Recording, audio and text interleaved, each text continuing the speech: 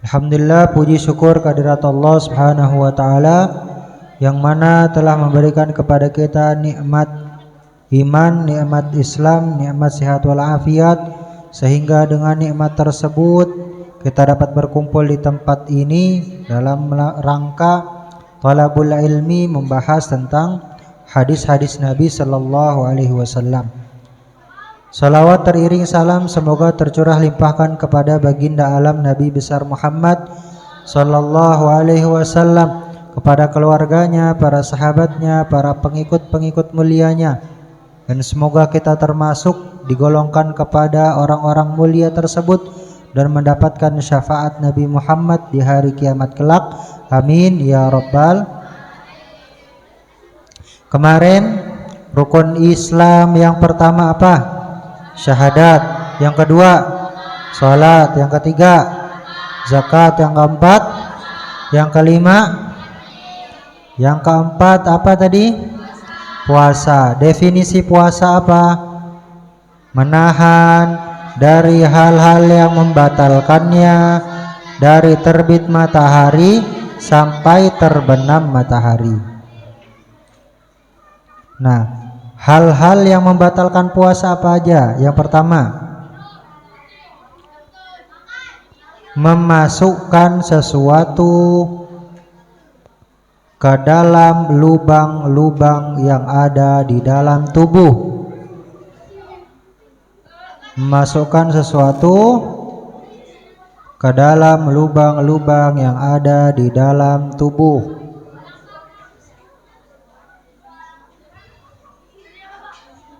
Memasukkan sesuatu ke dalam lubang-lubang yang ada di dalam tubuh dalam kondisi sadar. Dalam kondisi sadar. Ke dalam lubang-lubang yang ada di dalam tubuh. Contoh, gak mesti makan dan minum saja. Kalau makan dan minum kan sudah jelas itu pasti membatalkan. Memasukkan sesuatu ke dalam lubang-lubang yang ada di dalam tubuh. Contoh, kamu ngorek kuping. Tahu ngorek kuping? Nah, sudah sampai masuk banget, itu membatalkan puasa. Ngorek kuping menurut pendapat yang rajih membatalkan puasa. Kenapa? Karena memasukkan sesuatu ke dalam lubang-lubang yang ada dalam tubuh. Makanya kemudian orang puasa itu makruh hukumnya untuk kumur-kumur dan istinsyak. Makruh hukumnya untuk kumur-kumur dan istinsyak. Kenapa? Takut airnya kebablasan, airnya masuk ke tenggorokan. Pas istinsyak, tahu nggak istinsyak? Memasukkan air dalam hidung. Jadi kalau istinsyak itu yang benernya itu bukan cuma tapi dihirup gitu, airnya dihirup terus. Ah, itu kan pasti masuk. Apalagi satu lubang dengan mulut. Satu lubang itu ketika dihirup pasti airnya masuk ke tenggorokan juga. Itu pasti membatalkan puasa. Makan, memasukkan lubang. Ke lubang enggak? Memasukkan ke lubang enggak? Makan. Makan. Minum? Iya. Ngerokok? Iya. Kenapa? Karena memasukkan sesuatu ke dalam lubang-lubang yang ada di tubuh. Ngorek kuping, iya. Kemudian ada lagi di beberapa pendapat ini termasuk membatalkan puasa. Netes mata, netesin mata, tetes mata, tetes mata, ngasih tetes mata. Kenapa? Karena memasukkan sesuatu ke dalam rongga-rongga yang ada di dalam tubuh. Mandi emang masuk?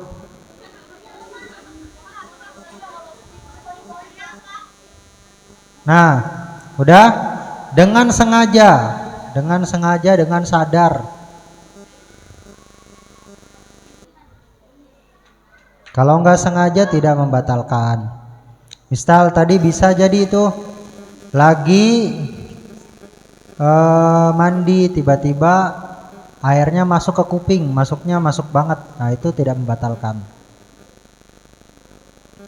Atau masuknya sesuatu ke dalam tubuh melalui sesuatu yang asalnya nggak berlubang. Contoh, melalui luka, itu luka dibelek terus dimasukin, itu batalin. Ya batal. Kalau misalnya sengaja set terus dimasukin, nah termasuk juga maka di beberapa pendapat menyebutkan diinfus. Tahu diinfus?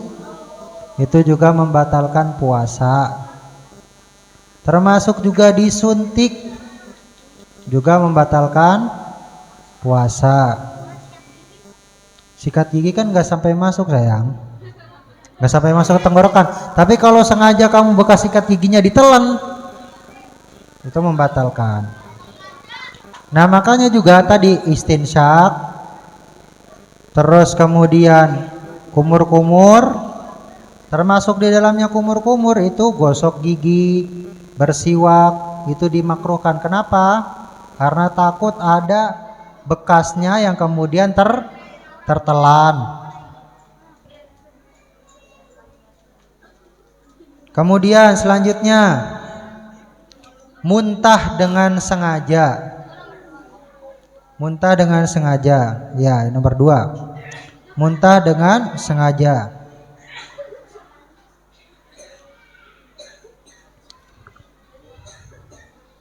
Jadi kamu sengajain muntah itu, dicolok-colok biar muntah, itu membatalkan puasa.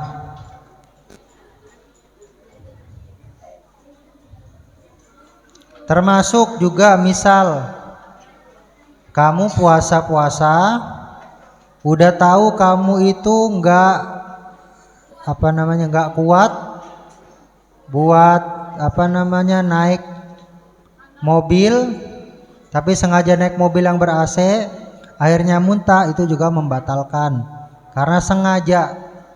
Tapi kalau dalam keadaan safar yang darurat, maka ambil saja rukhsahnya. Lebih baik tidak berpuasa karena sadar bahwa dirinya tidak kuat.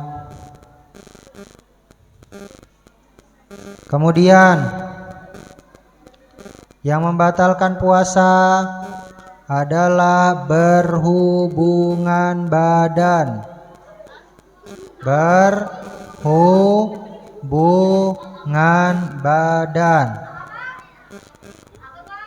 Selanjutnya mengeluarkan air mani dengan sengaja.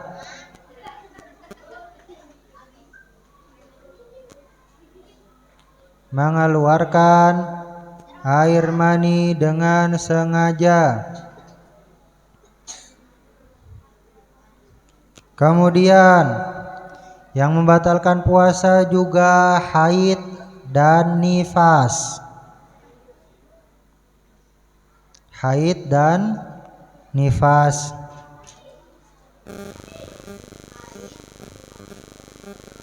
Kemudian yang membatalkan puasa selanjutnya gila atau hilang akal.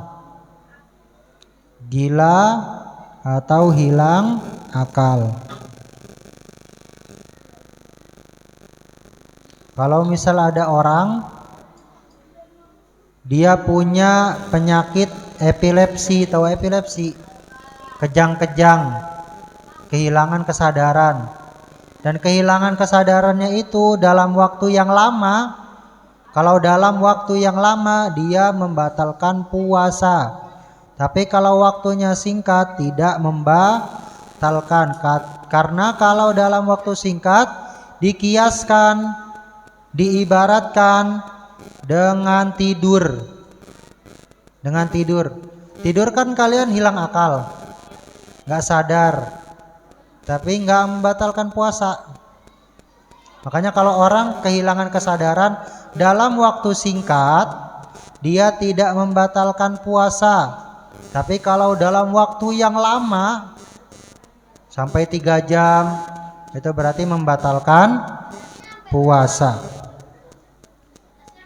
Ya 2 jam, 1 jam gitu. Tapi kalau singkat, cuma 15 menit itu tidak membatalkan puasa.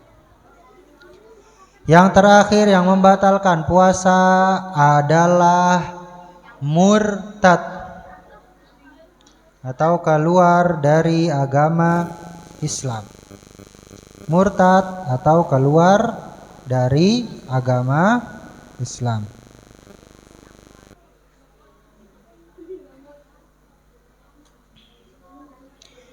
Nah, kemudian kita bahas lagi tentang puasa-puasa yang wajib. Dalam rukun Islam ini, kenapa disebutkan puasa yang wajib itu? Di antara sekian banyak puasa-puasa yang wajib, kenapa yang dijadikan oleh Allah Subhanahu wa taala sebagai rukun Islam adalah puasa di bulan Ramadan?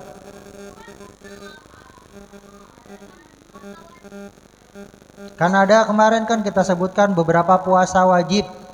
Kenapa yang dipilihnya puasa Ramadan sebagai rukun Islam? Kenapa bukan puasa kafarat? Kenapa bukan puasa nazar?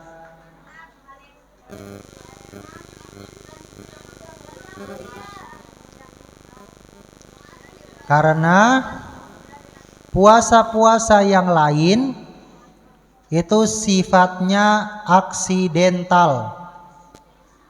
Aksidental. Contoh puasa nazar, ya hanya orang yang bernazar saja yang puasa. Contoh lagi ada puasa qadha, ya hanya orang yang meninggalkan saja yang puasa. Terus puasa kafarat, karena puasa yang lain sifatnya aksidental. Ya, aksidental. Berbeda dengan puasa Ramadan. Puasa Ramadan dia sifatnya pasti setiap tahun dan berlaku bagi setiap muslim. Berbeda dengan tadi puasa nazar hanya untuk orang yang bernazar. Puasa kafarat hanya untuk orang-orang yang melanggar saja. Makanya kemudian karena sifatnya aksidental, mustahil untuk dijadikan rukun. Mustahil untuk dijadikan rukun karena tidak setiap orang harus melakukannya.